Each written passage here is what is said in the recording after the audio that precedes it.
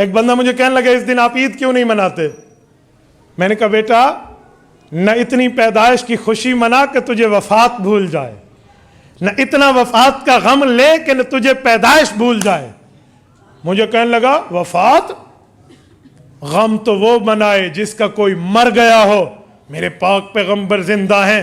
میں نے کہا زندگی تو میں بھی مانتا ہوں، لیکن وہ وفات کے بعد قبر مبارک کی زندگی ہے،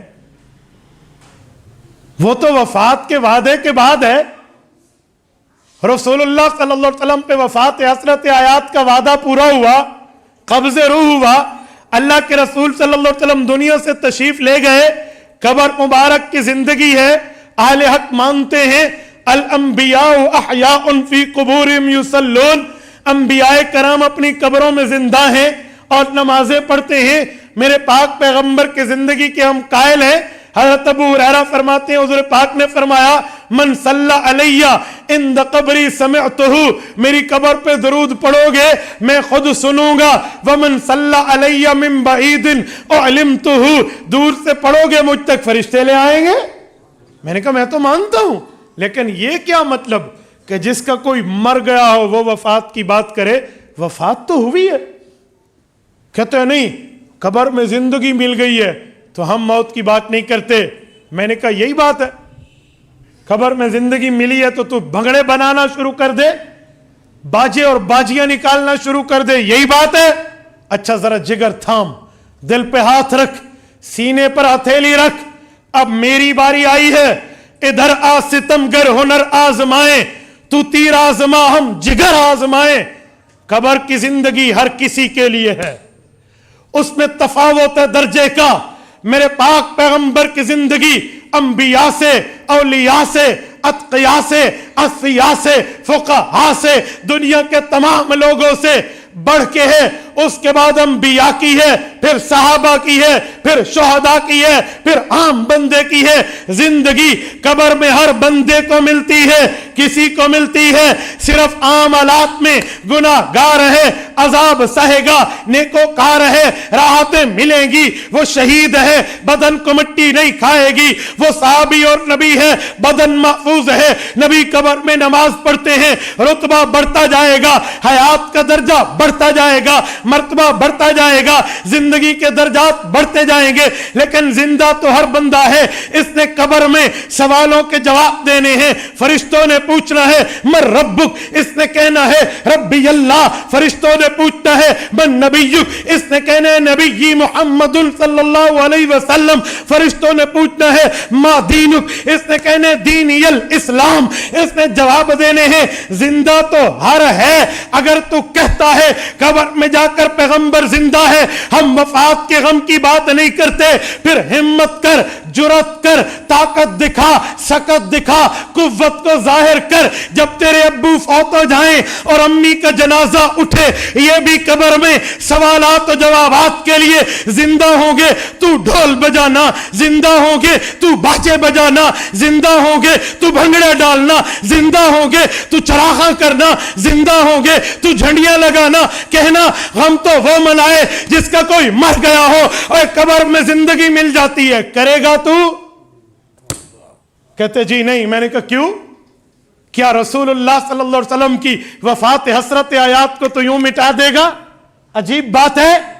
اللہ کے رسول صلی اللہ علیہ وسلم کی وفات کا صدمہ جب صحابہ پہ آیا تھا، خدا کی قسم ایک صحابی ہل لگا رہے تھے، ہل چلا رہے تھے اپنی کھیت میں۔ کسی نے بتایا آج اللہ کے پیغمبر دنیا سے رخصت ہو گئے۔ اس نے ہاتھ آسمان کی طرف اٹھائے، کہا اللہ تیری آنکھیں، مجھے جو تو نے مجھے آنکھیں دی ہے یہ بہت بڑی نعمت ہے، میں ناشکری نہیں کرتا، دست بستہ عرض کرتا ہوں۔ اللہ مدینہ جاتا تھا، ان آنکھوں سے سرور دو عالم کی زیارت کر کے، شربت دیدار پی کے اپنی آنکھوں کو زیارت نبوی کا سرما لگاتا تھا۔ اب حضور نہیں رہے، اللہ میری آنکھیں اٹھا لے، کہاں جاؤ گے؟ رسول اقدس صلی اللہ علیہ وسلم کا دراز گوشت تھا جس پہ حضور سواری فرماتے تھے، یہ عفور اس کا نام ہے، یہ ایک حیوان ہے، اس پر اللہ کے رسول سواری فرماتے۔ جب وفات ہوئی اللہ کے رسول کی، اس نے جان دے دی کنویں میں گر کے۔ یار بات کرتے ہو، حضرت سیدنا عثمان غنی رضی اللہ تعالیٰ عنہ گزرے، حضرت عمر گزرے، حضرت عثمان بیٹھے تھے، انہوں نے سلام کیا۔ حضرت عثمان غنی کو وفات کے غم میں مشغول ہونے پر پتہ نہ چلا۔ حضرت ابوبکر صدیق کو کچھ دنوں بعد حضرت عمر نے شکایت لگائی، میں نے سلام کیا، مجھے عثمان نے سلام کا جواب نہیں دیا، وجہ کیا ہے؟ مجھے جواب نہیں ملا۔ حضرت عثمان کو بلایا گیا اور پوچھا گیا، انہوں نے کہا جی مجھے تو نہیں پتہ، میرے تو سامنے نہیں ہوا۔ حضرت عمر نے کہا میں نے خود سلام کیا۔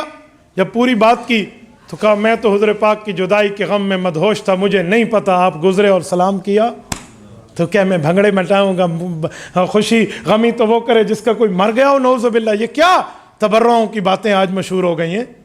اور میں ایک بات اور کرتا ہوں، جب رسول اللہ صلی اللہ علیہ وسلم دنیا سے گئے ہیں، آقا نامدار کی 7 اولادیں ہیں، 3 بیٹے ہیں، 4 بیٹیاں ہیں، سیدہ رقیہ، سیدہ زینب، سیدہ رقیہ، سیدہ ام کلثوم، سیدہ فاطمہ، اور یہ حضور کی 4 بیٹیاں رضی اللہ عنہن، اور پیغمبر اسلام کی 3 بیٹے ہیں، حضرت قاسم، دوسرے کا نام ہے عبداللہ، اسے طیب و طاہر بھی کہتے ہیں، مطیب و مطہر بھی کہتے ہیں، 5 نام ہیں، حضرت عبداللہ، اور تیسرے بیٹے کا نام ہے حضرت ابراہیم رضی اللہ عنہم۔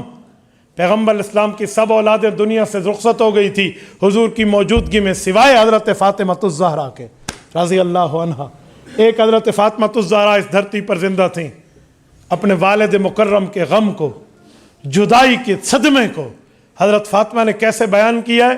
فرماتی تھی سبت علی مصائب لو انہا، اللہ اکبر، اے کاش آپ کو عربی آتی اور اس جملے میں آپ اتر کے اس میں غم کی فیلنگز کا احساس کرتے کہ اماں زہرا کیا فرما رہی ہیں۔ سبت، یہ میں یوں انڈیل دوں نا، یہ گلاس پانی بہ دو تے ویٹ دیتا ہے، اس کو کہتے ہیں سبا یا سبو، برسا دینا۔ انا سببنا الماء سبا، قرآن کہتے ہیں ہم نے پانی برسایا ہے آسمان سے۔ سبت علی مصائب لو انہا، اماں فرماتی ہیں، اماں فاطمہ رضی اللہ عنہا، میرے والد مکرم کی جدائی نے میرے اوپر غموں کو بہا دیا، یوں برسا دیا۔ سبت علی الایامی سرنا لیالیا، روشن دن پر یہ دکھ آتے تو وہ کالی رات بن جاتا، روشن دن پر یہ دکھ آتے وہ کالی رات میں بدل جاتا، سرنا لیالیا۔ اور اسی مہینے میں وفات رسول اللہ کی، اور میں خوشی خوشی کی بات کر کے وفات کو ہٹا دوں۔